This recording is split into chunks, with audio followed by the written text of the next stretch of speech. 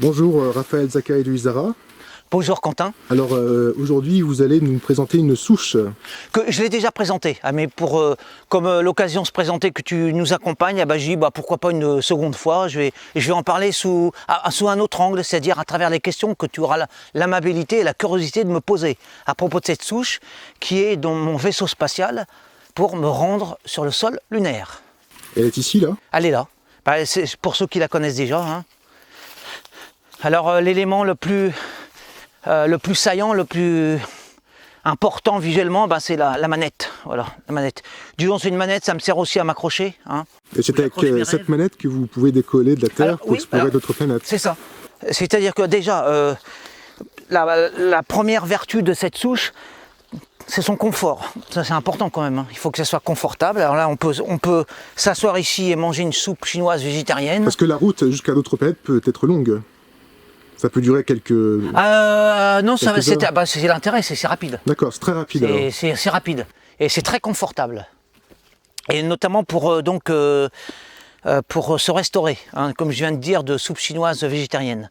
Et là, alors c'est une manette qui peut servir sur le plan technique, technologique, qui peut servir à beaucoup de choses, mais surtout, ça sert à s'accrocher, pour s'agripper. Voilà. Et donc, il y a deux manières de visiter la Lune, ou de se mettre comme ça, comment on appelle ça, les femmes qui montent à cheval, comment on appelle ça? À califourchon?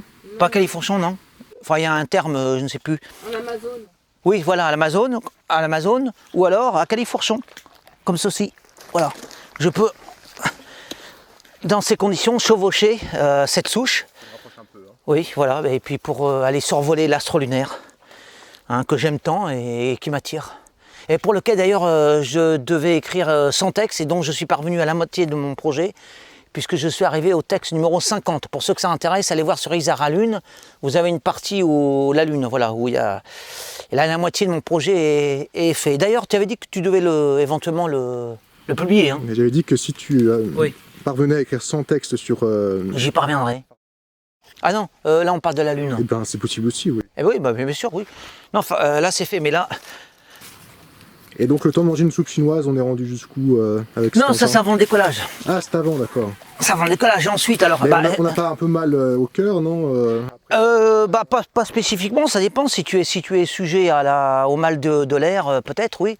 Mais là, comme c'est essentiellement une propulsion poétique, sur le mode poétique, il n'y a pas les éderraments de la technologie. C'est-à-dire dans les fusées, tu as la pesanteur là, qui tient collée, mais là, non, là c'est fluide, c'est léger, c'est agréable, et en plus tu as une bulle d'air autour de toi, autour de la souche, qui fait que durant tout le voyage, il n'y a pas de problème pour respirer, quoi. Et voilà.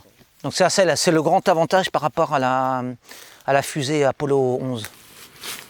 Et donc t'as été jusqu'où avec ta soupe? Jusque sur la Lune. D'accord, pas plus loin. C'est déjà pas mal. C'est déjà pas mal, c'est vrai. C'est déjà bien. Moi je te mets au défi de pouvoir te traverser les terres, pas les terres, les terres en L', et de te rendre jusque sur la Lune. C'est déjà pas mal, et il faut le faire. C'est un exploit que j'ai fait. Mais c'est plus qu'un exploit, c'est surtout un voyage onirique.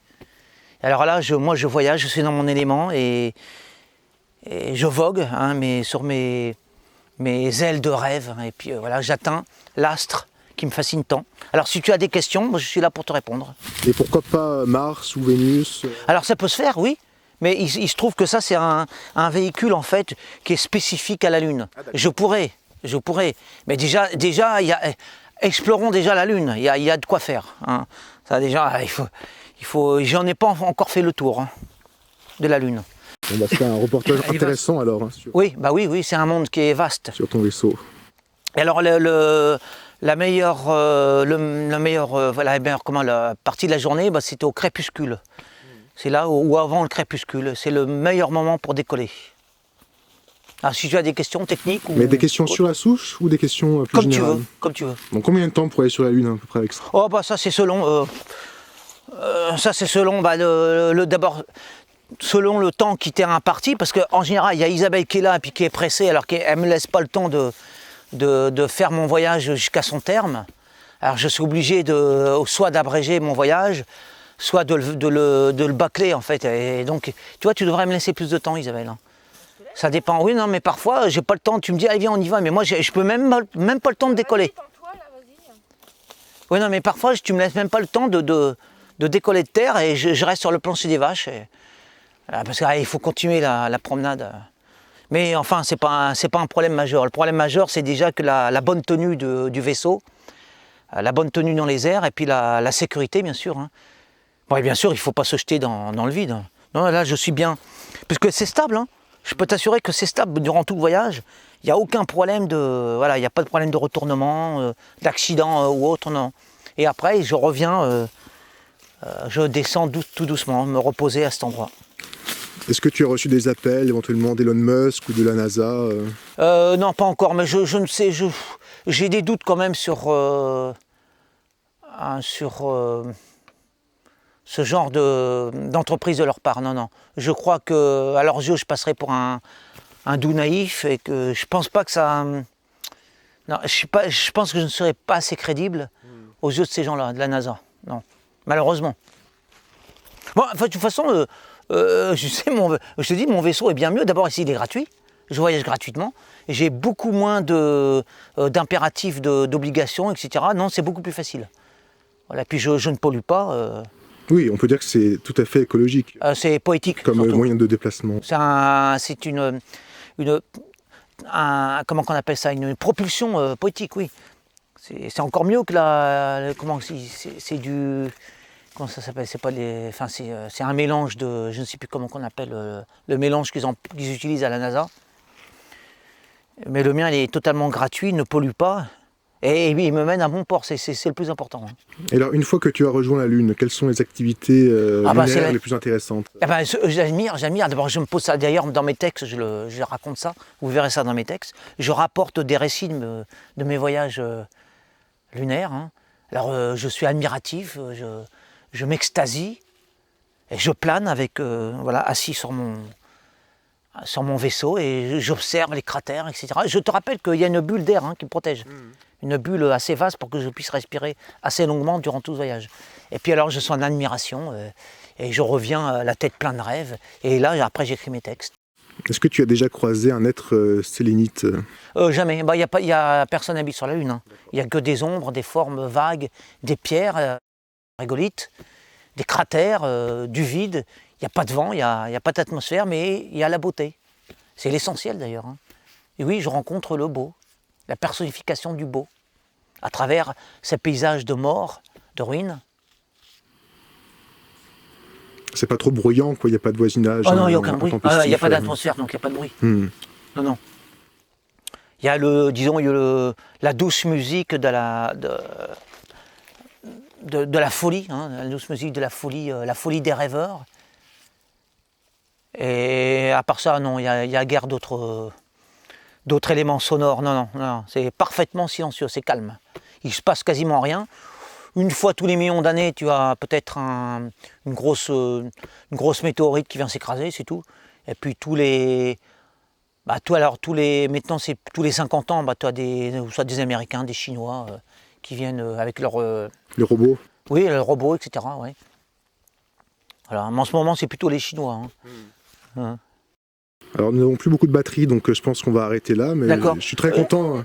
Oui, il n'y a jamais de batterie dans tes appareils, donc je ne sais pas pourquoi.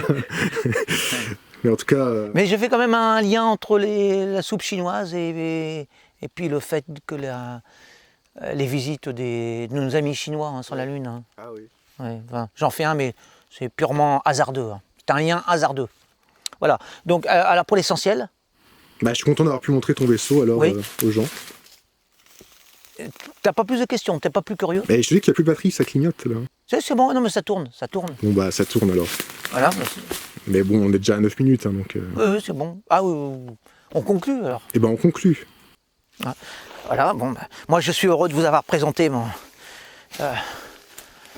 vaisseau spatial. Partager ton vaisseau spatial à des personnes.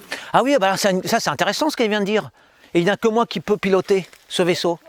Bah oui, parce que je suis lié poétiquement à cette souche. Et c'est un lien strictement personnel et ça n'est pas applicable. Par contre, je peux mener quelqu'un, oui. Là, si tu veux venir avec moi, Isabelle, sur la Lune, tu peux te mettre à Califourchon ici. Oui, mais tu ne pourras pas piloter. Hein. Alors donc c'est